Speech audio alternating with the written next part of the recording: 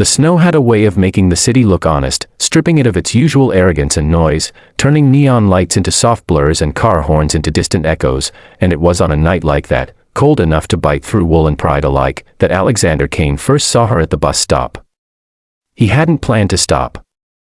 He was a man whose life ran on schedules, board meetings, and private chauffeurs, the kind of man whose name made markets twitch and competitors sweat, the youngest CEO to ever turn a failing medical tech company into a billion-dollar empire. His driver slowed only because traffic demanded it, tires hissing against slush, and that was when Alexander noticed the woman sitting on the metal bench, hunched forward as if trying to fold herself into invisibility. She wore a thin hospital jacket, the kind nurses threw on during rushed breaks, and her hands, bare, red, trembling, were wrapped around a paper cup that had long since stopped steaming. Her shoes were soaked through, her hair damp with snow, and yet she sat there quietly, refusing to flag down help, refusing to beg the world for mercy.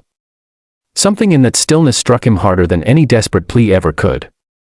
He told himself it was curiosity, then irritation, then obligation, but when his driver glanced back and asked if everything was all right, Alexander was already opening the door. The cold slammed into him instantly, sharp and alive, and as he stepped onto the sidewalk, the woman looked up, startled, eyes wide with a mix of fear and dignity.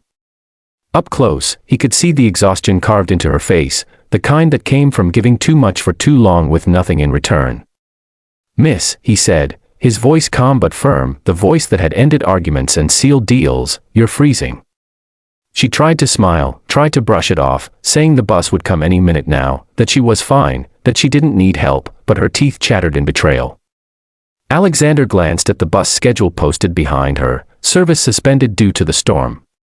He felt something unfamiliar tighten in his chest, something dangerously close to anger, not at her, but at a world that could leave someone like this sitting in the snow while men like him argued over numbers in heated boardrooms. He took off his coat before she could protest and draped it around her shoulders, feeling the shock of her cold seep into his bones through the fabric. She froze, unsure whether to accept it or push it back, and that hesitation told him everything about the life she'd been living. "You're coming with me," he said, not as a question, but as a decision. She shook her head, murmuring that she couldn't, that she had another shift in the morning, that she didn't even know him, but Alexander was already guiding her gently to the car, shielding her from the wind with his own body. Inside the warmth of the vehicle, she finally allowed herself to breathe, shoulders sagging as heat returned to her fingers in painful tingles. Her name, he learned, was Emily Carter. She was a nurse at St. Mary's, worked double shifts, picked up extra hours whenever she could, and tonight the bus had simply never come. She spoke without self-pity, as if hardship were just another line item in her daily routine, and that quiet resilience unsettled him more than tears ever would have. His penthouse was silent when they arrived, all glass and steel overlooking a city that glittered without apology. Emily hovered near the entrance, clearly out of place, clutching his coat like a lifeline, and Alexander suddenly became aware of how intimidating his world must look from her perspective. He handed her a towel, insisted she warm up, called for soup instead of the champagne he usually poured at night, and when she finally sat on the couch, curled into herself, he saw her not as a charity case or a momentary distraction, but as a reminder of something human he had been neglecting for years.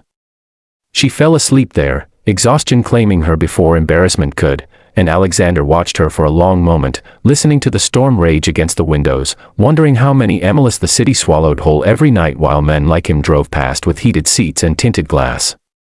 He didn't know yet that this chance encounter would unravel his carefully controlled life, that the nurse at the bus stop would challenge his beliefs about success, loyalty, and love, or that saving her from the cold was only the beginning of a far greater storm.